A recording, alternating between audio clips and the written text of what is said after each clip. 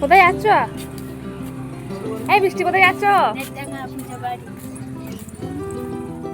আমরা আজকে যাচ্ছিলাম আমাদেরই একটা জেঠুর বাড়ির লক্ষ্মী পুজোতে। লক্ষ্মী পুজোতে এখানে কিন্তু প্রচুর চল আছে। এখানে বড় ধুমধাম করে সব লক্ষ্মী পুজো হয়। আর কারোর বাড়িতে যদি লক্ষ্মী না থাকে তাহলে তার বাড়িতে লক্ষ্মী ফেলে দেওয়ার নিয়মটাও আছে।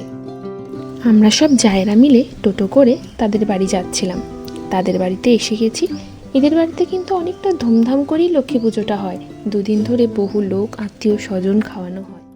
আর এটা হলো আমার ছোট জায়ের মেয়ে বৃষ্টি, আর এই যে আমার ছোট জা।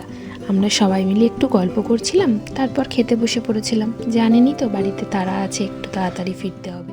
এদিন মেনুতে ছিল ভাত, ভেজ ডাল, শুক্তো, ফুলকপি আলুর তরকারি, চাটনি, পাঁপড়, দই, মিষ্টি।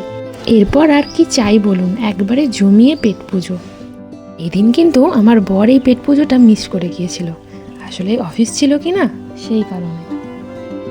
আর জানেন তো, এই জেঠুদেরই একমাত্র গরু আছে, বাকি আমাদের আর কারণই নেই। শুধু এই জেঠুরা আজও সেই গরুর প্রচলনটা রেখে দিয়েছে।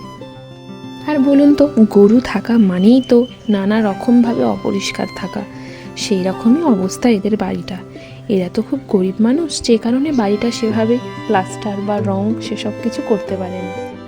দেখুন, তারপর তো নতুন বউ কারোর বাড়িতে গেলে প্রণাম তো করতেই হতো, আর তার সাথে ছিল দশমীর প্রণাম। তো দুটো প্রণামই একসাথে হয়ে গেল, যাকে বলে রথ দেখা কলা বেচা একই সাথে।